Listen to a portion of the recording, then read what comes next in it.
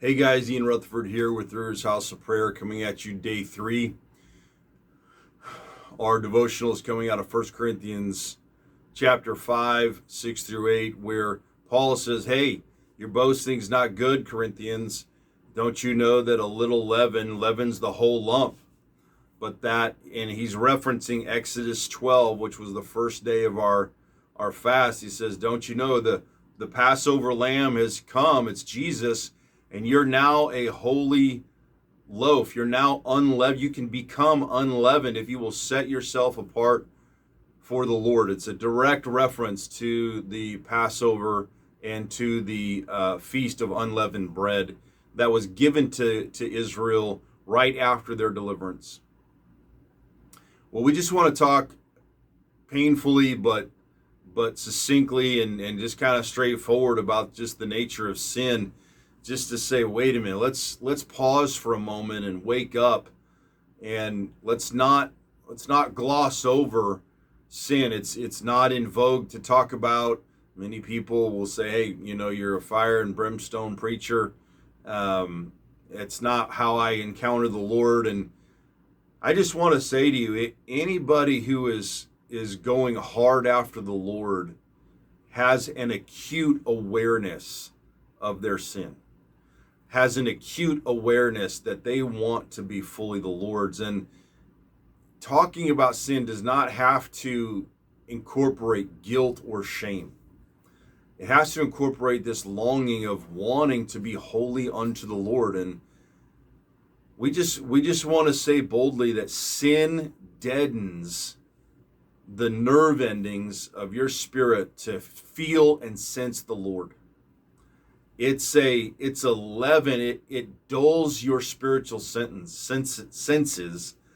and it dulls your ability. It lessens your ability to have a joyful and delightful experience in God. There's nobody more miserable that I know on the earth than someone whose conscience has been awakened in the grace of God, but has the burden of sin in their life. They feel the conviction, they feel the misery of not being given over to the Lord. And I just want to say to you with complete sincerity, probably every bold Christian that I know that I would want to follow has had that at one point in their life or another. It's part of being separated unto the Lord. And I'm not exalting sin or exalting sin in a believer's life. I'm just saying we got to get honest about this. It's real. And Paul used the occasion of an outlandish sin in Corinth to say, look, you can experience the same delight of deliverance and being set apart wholly unto the Lord that Israel did in the Passover. Oh my goodness, that is a monumental, that was a bone-crushing moment for the superpower of the earth when the angel of death visited Egypt and delivered Israel. It's no less dramatic for your personal life that the God of all glory would deliver you and set you apart for himself. Well, again, I want to get back to this idea that about the nature of leaven, the nature of sin, and just want to say a couple of things to you. Number one, leaven respects no boundary.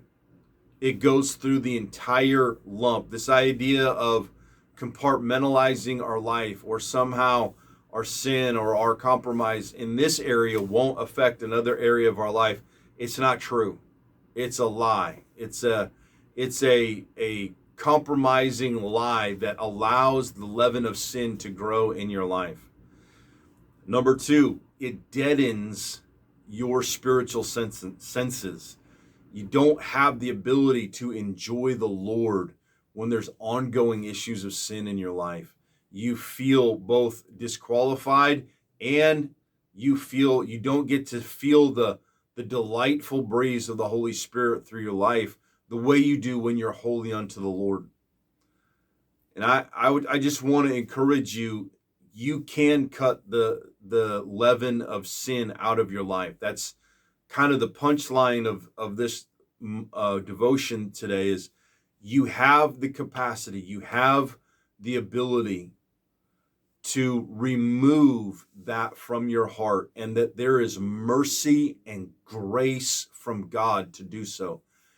Grace is receiving what we don't deserve, and mercy is withholding what we do deserve.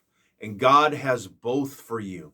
He has the mercy to withhold what the judgment should be for your sin, and he has the grace to be extravagant towards you in his love and affection as you turn to him. And I just want to say, no matter what it is, if it's a little white lie, which there's no such thing as a white lie, or something outrageous, turn to the Lord. There's mercy and grace for you. There is a cutting out that he will help you with, so that you can be holy unto the Lord and be the unleavened bread, be the pure vessel that God has called you to be, and it will be delightful.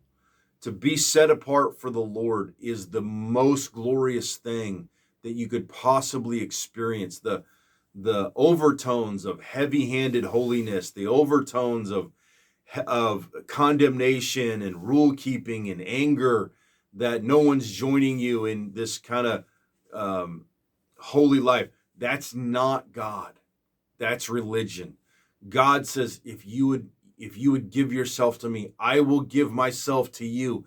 There's nothing more glorious than God giving himself to you. That's forever, for thousands of years, we will be exhilarated by this person called God. It's yours to have. Now, cut the leaven out of your life. Cut it out. Be violent. Be certain.